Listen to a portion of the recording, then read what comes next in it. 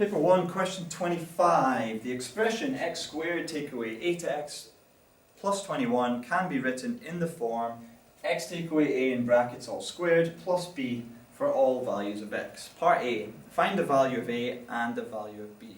Now, in terms of what topic this comes from, this is known as completing the square.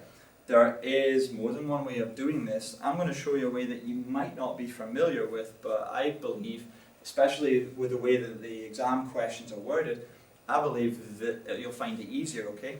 And it all boils down to this phrase here, in the form. In the form basically tells you that this thing and this thing are the same thing. They're just written differently. By the same thing, I mean equals. Or I mean equals, so x squared take away 8x plus 21 equals x take away a squared plus b. Now, before you get in a little panic and think, oh god, that looks like an awful equation to have to solve, it doesn't really work out like that. What you try to do here is change the look of this, or change the form of that so it looks like that. And what you end up with there is a simple case of linking up the x squareds, linking up the x terms, and linking up the number terms to figure out what a and b are.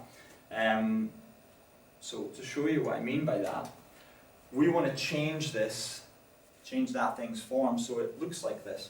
All I have to do here really is break out the brackets and tidy things up, and job done. X take away a squared is the same as x take away a, multiplying together.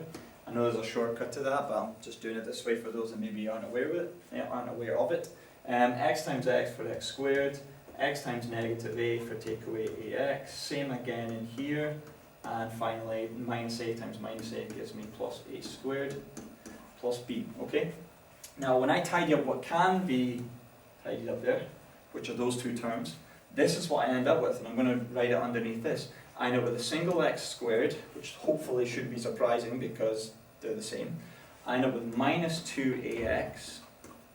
There's our x's, and hopefully you're already getting an idea about what I'm about to do. And finally we have a plus a squared plus b. That one's not so obvious. But generally what you do here, and this works for harder ones, or harder completing the square questions, when you might have another variable like here, they might have an a there, a b there, and a c there, it'll line up with, if you did have that whatever the number here was, it would match with that letter straight away, okay? In this case, they've both got 1, so job done, we know 1 equals 1. But look here, minus 8x is the same as minus 2ax. So that tells you that negative a equals negative 2a. Divide both sides by minus 2, you end up with a is 4.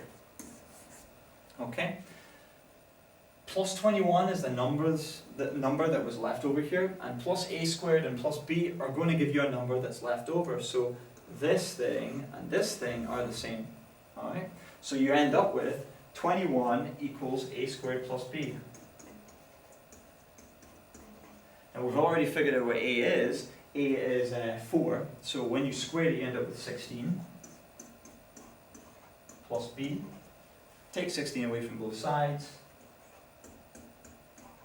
B is 5, and that's your answer. A equals 4 and B equals 5.